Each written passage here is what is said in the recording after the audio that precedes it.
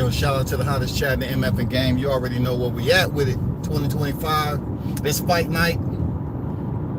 And this was supposed to be one of the heaviest cards, in the last year. A couple of fighters dropped off. So you have to ask yourself, did the value just decrease just a little bit? It's hard to say. It's hard to say with Bakole. Okay, let's just start off with this right here, Bakole. You all that was tuned into my live the other day, right? You heard me say that at the weigh-ins, I didn't know Bakole wasn't there. I thought Bakole was on deck to kind of, make this an interesting fight. And Bakole was still catching flights the day before fight night. He was catching flights, man. So I said on my live, I wondered did he fight first class or PJ or whatever. They had Bakole on Ethiopian Airlines.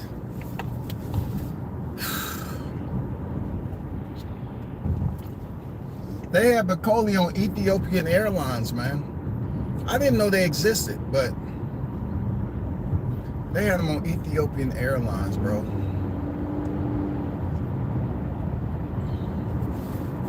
So I'm saying, damn, he's a last minute replacement.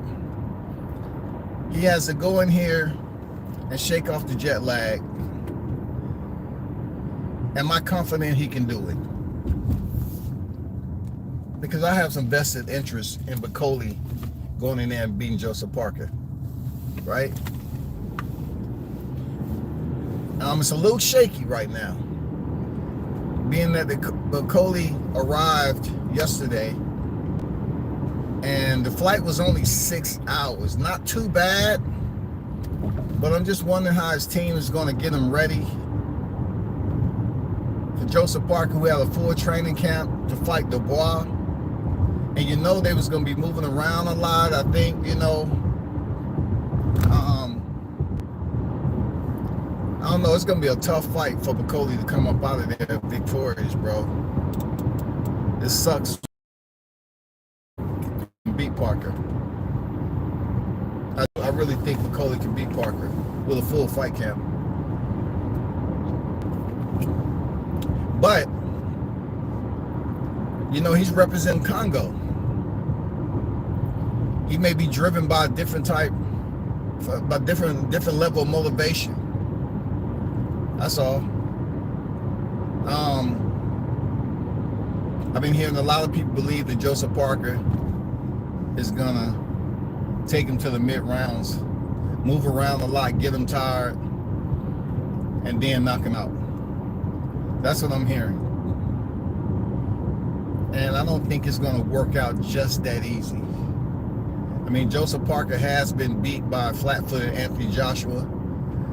He has been knocked down by Joe Joyce.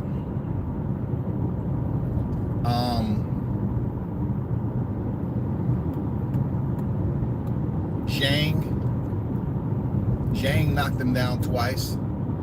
And Zhang, it doesn't get any more flat-footed than that. It's just all about where's his cardio at. You know what I'm saying? What does engine look like? The Congo native, what does engine look like? Do they run off a different fuel? I know Jared Anderson is supposed to be the next top dog rising contender in the US, but he beat him handily like he wasn't supposed to be in the weight class.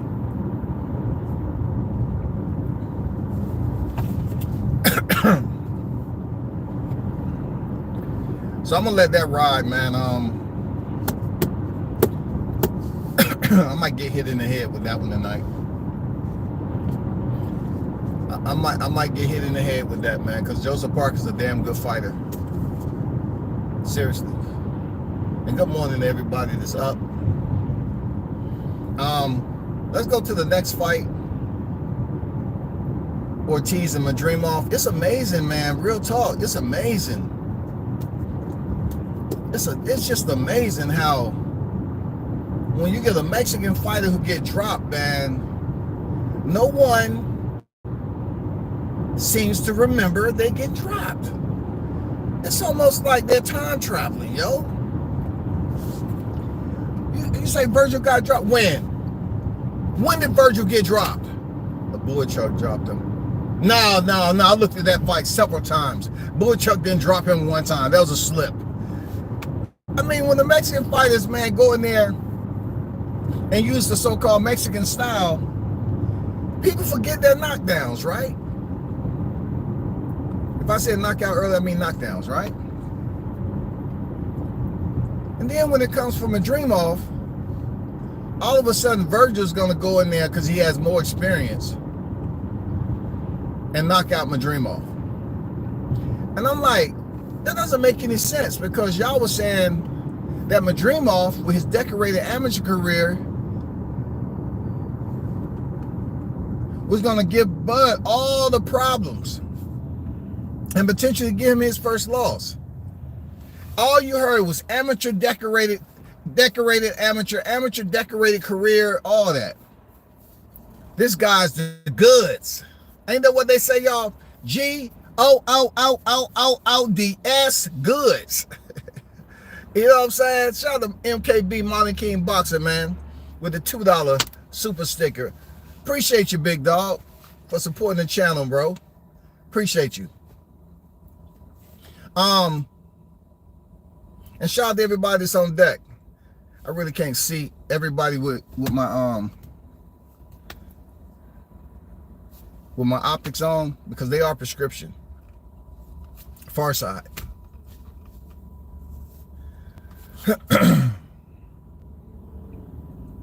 But I keep hearing this about Madrimov gonna have problems with Ortiz. And I'm saying Ortiz is no different. I'll repeat it again. Please hear me out. I will repeat this again. Ortiz's style is no different than Errol Spence Jr. You all believe that Madrimov is going to come in there with something different than he did with Crawford. I think they're going to tweak it a little bit. But come on, let's be honest, man. Virgil Ortiz his style is no different than Errol Spence Jr., bro. Somebody made a good point the other night that Ortiz don't even clinch like that, bro. He doesn't even clinch. He just straight ahead. No different than Errol Spence Jr. You know what I'm saying? No different than Errol Spence Jr. And you think Madrimov all of a sudden with Joel Diaz is going to have problems? How? How is he going to have problems with Virgil Ortiz, who comes straight through the front door?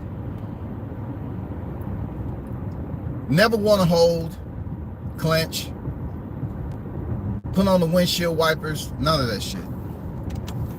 And that, to me, is going to be what it is. You know what I'm saying?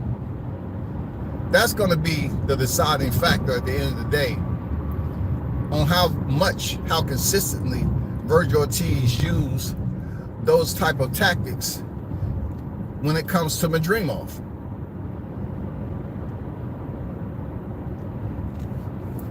That's what I'm saying. I'm curious to know how Virgil Ortiz is going to address the usual question.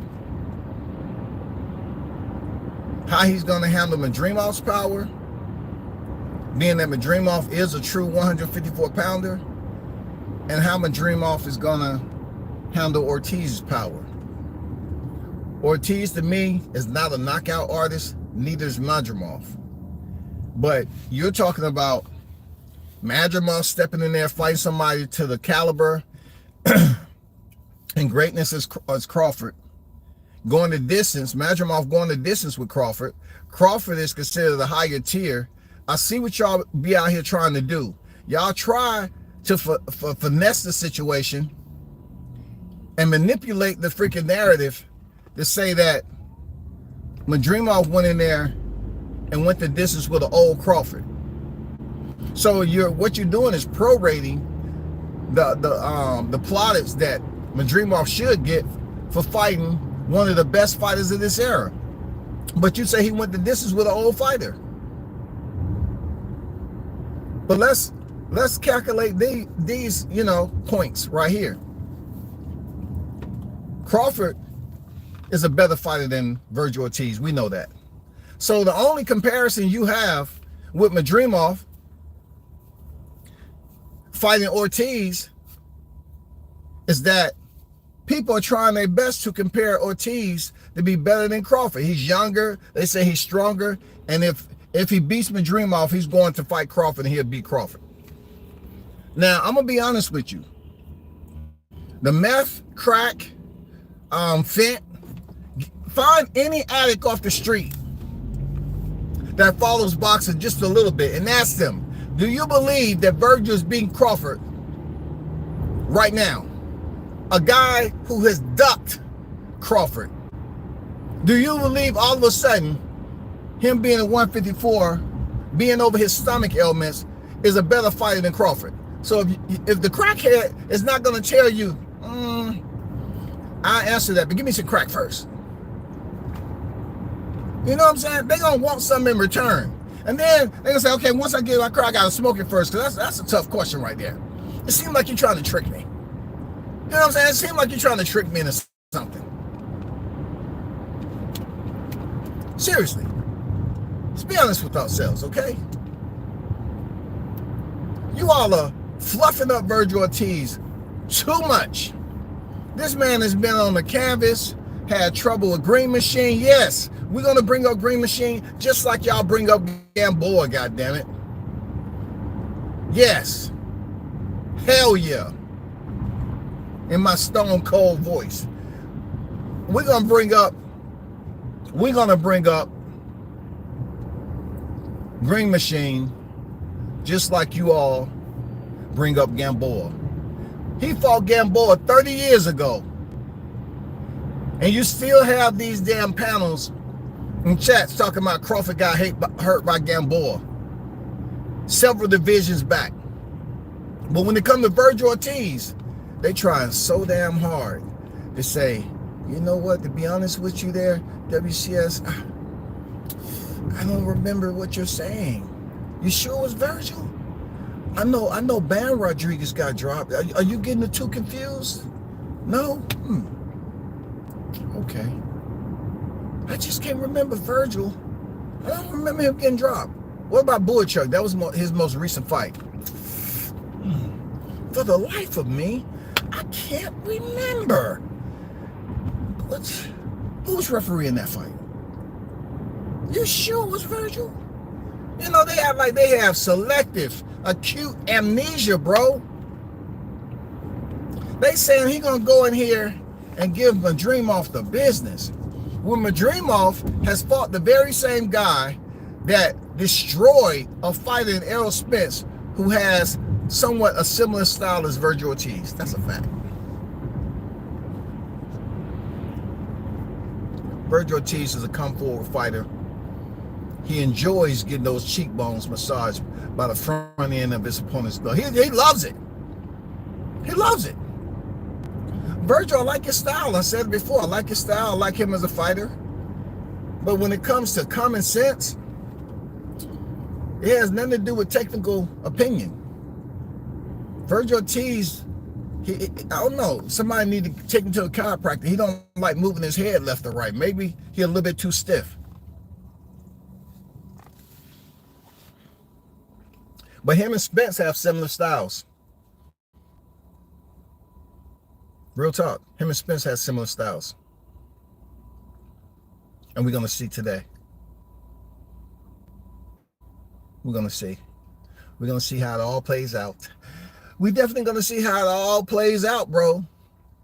Because I got Madrimov beating Ortiz and giving him a boxing lesson. One that sent to him courtesy RSVP from the archives of the Omaha Monster, Terrence Bud Crawford. Yeah.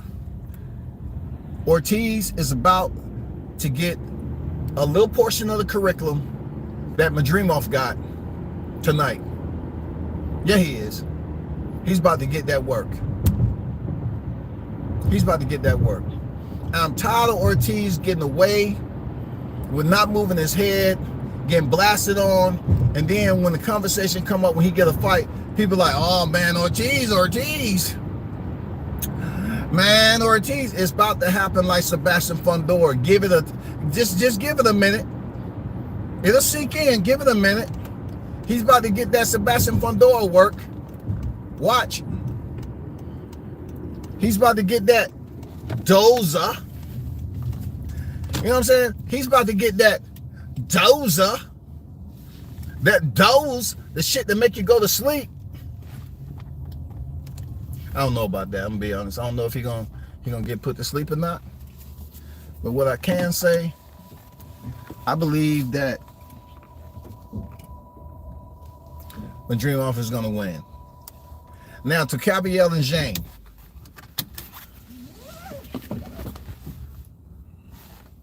I'm a fan of Gabriel, bro. I believe he's seriously underrated for his boxing skills, his speed, and his boxing IQ.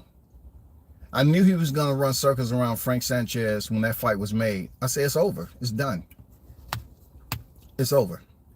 And you know, Frank Sanchez thought he was going to run around the ring like he did F.A.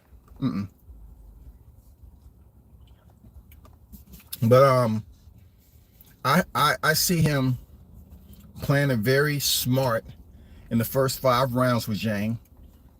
We know Zhang is like, if I had to guess, Zhang is about, let me see, calculate, carry the 1, slide the 0 over here, the 2. Zhang is like 61 and a half years old, ain't he?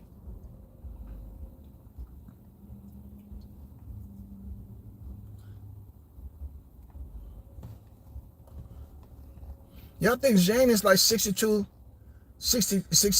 62 years old? I think Gabriel is going to stall the big man out.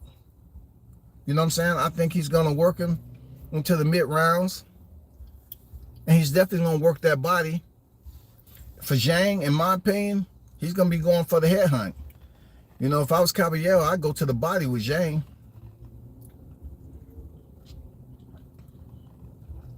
I'd go to the body with Zhang, bro. Zhang head is always going to be there. I mean, I think out of all the boxers, Zhang probably has the largest circumference of a cranium, of a you know, this right here. I think he has the largest percentage circumference, cranial circumference in the sport of boxing. You can't miss Zhang's head. So if Gabriel want to play it safe, not to break his hands, he should just basically box Zhang for the first 6 or 7 rounds, you know, until the old man fatigue come in, and then really start, you know, going for that big globe on top of his shoulders, because that ain't going nowhere. Now he does have to be careful, you know. He does have to be careful. Zhang does have power. That's a fact. Looking at anybody talking about my chain, listen, there's one thing in life that I learned. Ask anybody.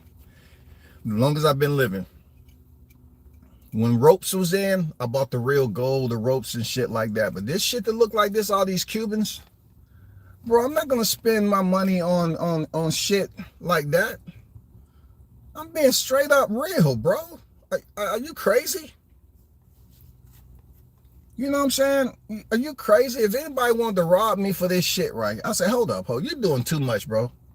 It's not even worth it. Let me take it off for you. Okay? I'm still gonna try. I'm still gonna goddamn draw on your ass, but let me take it off for you. You know what I'm saying? It's not that serious. I remember dudes was like, damn, you be wearing fake jewelry. You motherfucking right I do. How I look to you? You think I walk into a jewelry store and buy the motherfucking real goddamn Cuban link? Are you serious? And they can't tell the difference, dog. Look, when I wear this shit, they can't tell the difference, man. The fuck you talking about, bro? Anyway, back to boxing. You think I'm gonna go up there and spend $20,000-$30,000 on the motherfucker shit, a piece of jewelry? Man, y'all out y'all damn mind. They changed the game. They have lookalikes out there that's way cheaper, bro. You know, don't be a fool. Don't go out there and spend your money on the real shit, man. You know, the ones who are celebrities who are ill enough to tell you, they'll say, I only wear my good shit to certain places, and then when I'm in those spots over there, I'm wearing my fake shit. They'll tell you themselves, man. They all look the same. They should all look the same.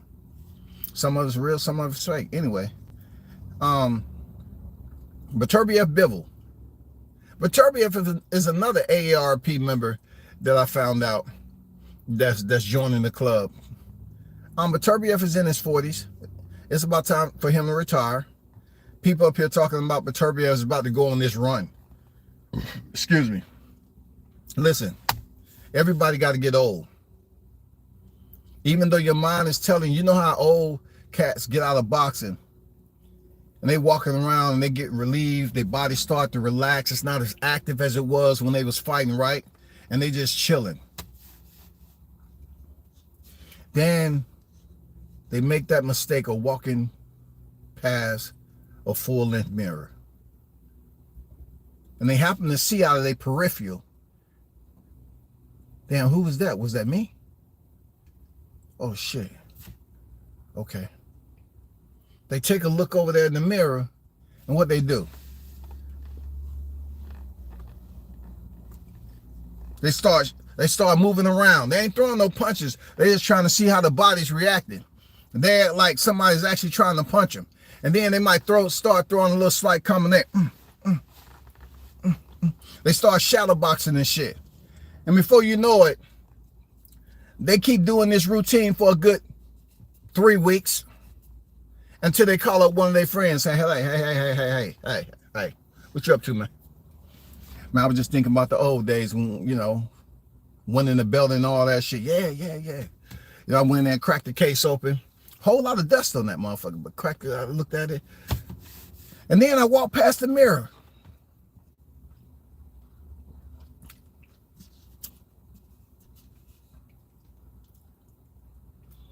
You know what happened? When I looked in that mirror, I saw the old me, man. I love the game. I love it. I saw the old me. I said, I can do this one more again. One more again, I can do it. Do you think the team can get together? I want to go on one more run, man. Man, them rankings ain't shit, bro. Hey, man, Beterbiev, his time is coming, bro. You know what I'm saying? Beterbiev time is coming. You old, dog. I think Bivol has this one. I think Bivol has it, bro. You can look the part. You can be stone-faced all you want. But we really haven't medically been able to get the pill on deck that someone can take that can reverse aging. We ain't there yet. You know what I'm saying? We ain't there yet. So until we get there, Beterbiev, in my opinion, is going to be, in boxing years, 46, 47 years old today against Bivol. He said he has something that you know, people ain't seen and shit. I get it. Once again, I like both fighters, but I thought Bivol won the fight. And he said he has to do everything better. And I like that answer. He said he has to do everything better. That's Bivol. So I'm like, cool. He understands what he needs to do. I believe Beterbiev is going to look, you know, 47, 49, you know, 0.8, not, you know, 50 years old today. I think Bivol is going to be able to get that win. And I hope it's not anything to do with favoritism or controversy when it comes to the Muslims. I hope not. I hope Bibble makes it definitive. You know what I'm saying? Shout out to Trick, the Oracle on deck, Puma on deck. What's good?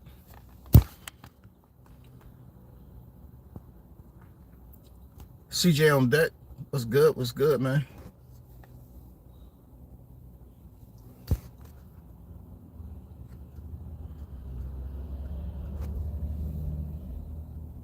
OG Golden on deck. What it do?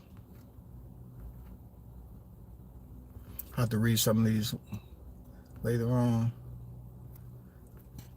But yeah, man, it's gonna be interesting. I just had to come on for a little bit and talk about this fight card because, man, I know the Schofield scandal is going to get real dirty at the end of the day. Now, I don't know if y'all knew this, but it was a post on X that was saying that Schofield's supposed to be free agents in a couple of more months or something like that. So was that their plan, to basically skip out on this fight for a bigger fight like Frank Martin did Shakur Stevenson? Did they do the exact same thing Shakur Stevenson did? I mean, Frank Martin did to Shakur? Are they holding out for a tank fight or something? Seriously. Why would they put the post out that they're free agents in a couple of months? Why wouldn't you just go ahead? Well, I'll take this back. From what I found out, that they got a partial paycheck. So what they did was get free vacation time, flight, room and board, you know, some of the best cuisine, got a prorated paycheck because he was sick, you know. And I know I've seen people looking at the hospital frames, and they made a good point. They made a solid point. They was like, hey, the leagues that are hooked up to Kid Austin, where are the machines that's supposed to be lit up? That annoying beeping sound that you hear when you're in the hospital, when you're trying to get some sleep, and then that shit keep on beeping. The nurse is so goddamn numb to it. Where were the machines at? Where was the numbers? Where was the heart rate, the pulse? Schofield up there looking like he been sleeping for goddamn a year and a half. Yeah, like, look, Kid Austin up there acting like he in a coma. That nigga took one 250 milligram Bayer aspirin. And this nigga up here knocked out. Like, damn, where are the machines behind the bed? And I know B-Mac asked the question. I'm gonna ask the question too, goddammit. Where were the leads hooked up? Where was that? Was it to a hot spot? Where were the leads hooked up to? I didn't see any machines. I don't know if they moved them out, you know, off site just so they can get the crop. Maybe they took the picture and cropped it out. But I didn't see anything behind the bed. I didn't see anything to the side of it. This nigga, you know, he was a little sick. It's like he had a breathing apparatus on his shit. Motherfucker had an IV in his arm. I'm like, damn. Would he get attacked by a desert bear? A goddamn camel was out there kicking his ass? What happened? This nigga act like he had been comatose for years.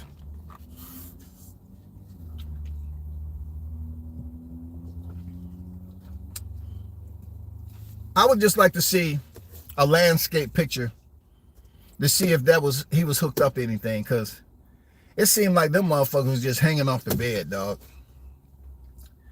You know what I'm saying? It seemed like those might have been some freaking cords to the PlayStation that they modified to look like they was hooked up to him for medical reasons. I mean, that looked like some goddamn physical connections that we used to have on the Wii. Maybe they was in there playing some boxing games on the Wii. I don't know. I don't know, bro. But I just didn't hear no beep. I didn't see this. The machines to hear that beeping sound. I didn't see my goddamn heartbeat and heart rate up there. You know what I'm saying? I didn't see none of that in the background. But anyway, man, I'm not. The man was sick. He was sick. Y'all hold it down. I'll be back on for fight night. And you know what I'm saying? Continue to support the channel. Look at the old boy. He in a scat pack. He came outside quick. That boy came outside. He parked that scat pack. He walking. He doing a full 360 on this scat pack, man. That's just crazy. These cats get these scat packs and they paranoid as shit, bro. He looking at me. I'm just sitting over here chilling. Damn, she fine. I'm sitting over here chilling. That man did a full 360 of his car. Man, it must be a hell of a life being a sports car owner where your car is one of the most stolen, theft, variety of vehicles out here, bro. But y'all hold it down. We're going to do some boxing talk later. Shout out to the House of Chat MF and Game. I'm out.